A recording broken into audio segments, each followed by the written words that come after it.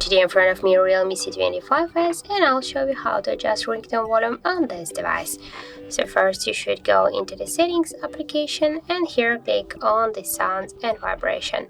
Now just as can you see here we got the ringtone volume panel, and just to change the ringtone volume you should swipe this white dot to the left or to the right side with your finger. And also we can do it by the second way. Just first be sure that here in the volume button function you guys selected the ringtone volume, and just now by press your up or down volume button you can also change the ringtone volume of your device.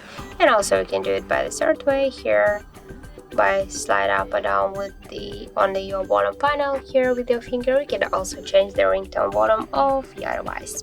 So that's it, that's how it looks. Thank you guys for watching, and if you find this video helpful, don't forget to leave a like, comment and to subscribe our channel.